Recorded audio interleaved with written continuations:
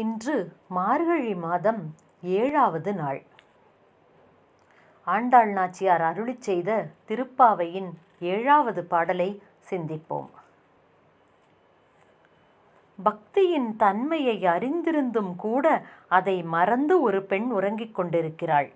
அவளை எழுப்பும் விதமாக இந்த பாசுரத்தை ஆண்டாள் நாச்சியார் அமைத்திருக்கின்றார்.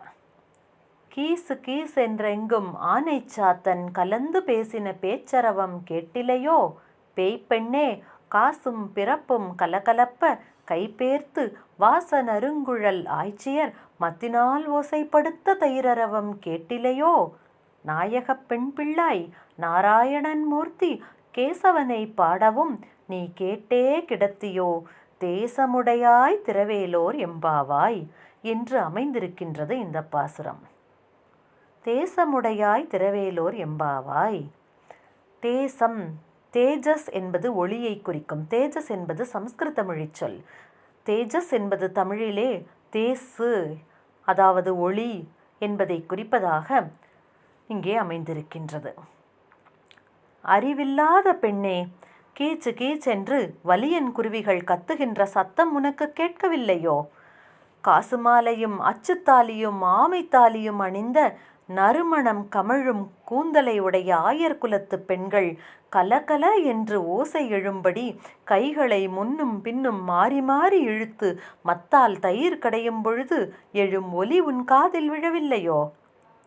பெண்களுக்கு நாயகியாக இருக்கும் பெண்ணே, நாராயணா கேசவா என்று இறைவனின் பெயரை நாங்கள் பாடுவதை கேட்ட பின்னும் நீ படுத்து கொண்டிருக்கின்றாயே, ஒளிமிக்க பெண்ணே, உடனே வந்து கதவை திறப்பாயாக என்று பெண்கள் தூங்கிக் கொண்டிருக்கின்ற பெண்ணை எழுப்புகின்றார்கள்.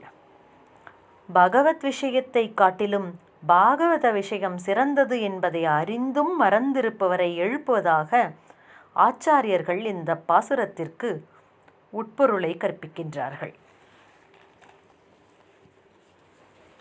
இப்பொழுது மாணிக்கவாசக சுவாமிகளின் திருவெம்பாவையின் 7வது பாடலை சிந்திப்போம்.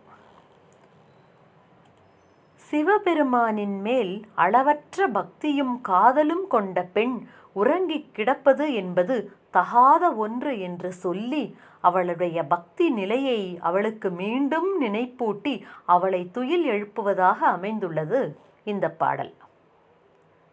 அன்னே இவையும் சிலவோ பல அமரர் உன்னற்கு அறியான் ஒருவன் இருஞ்சீரான் சின்னங்கள் கேட்ப சிவனென்றே வாய்த்திறப்பாய் தென்னா என்னா முன்னம் தீசேர் மெழுகொப்பாய் என்னானை என்னரையன் இன்னமுது என்றெல்லாம் சொன்னோங்கேள் வெவ்வேறாய் இன்னம் துயிலுதியோ வன்னஞ்ச பேதையர் போல் வாழா கிடத்தியால் என்னே துயிலின் பரிசு ஏலோர் எம்பாவாய் என்று இந்த பாடல் அமைந்திருக்கின்றது.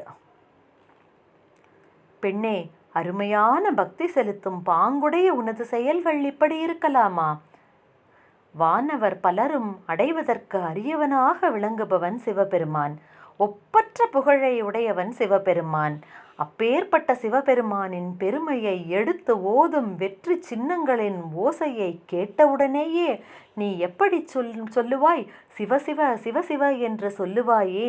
தென்னாடுடைய சிவனே போற்றி என்று நாங்கள் தொடங்கும் போது தென்னா என்ற சொல்லை கேட்டவுடனேயே நீ மெழுகு போல உருகி நிற்பாயே. ஆனால் இன்றோ எம்மை உடைய எம் இறைவனை, இனிய அமுதம் போன்றவனை நாங்கள் எல்லோரும் பலவிதமாக புகழ்ந்து பாடியும் கூட நீ வாய் திறவாமல் இந்த படுக்கையின் மேல் ஆசை வைத்து படுத்து கொண்டிருக்கின்றாயே, இதுதான் உறக்கத்தின் சிறப்போ என்று பெண்கள் எள்ளி நகையாடுகின்றார்கள். என் ஆனை என்பதில் யானையானது இறைவனோடு ஒப்பு செய்யப்படுகின்றது.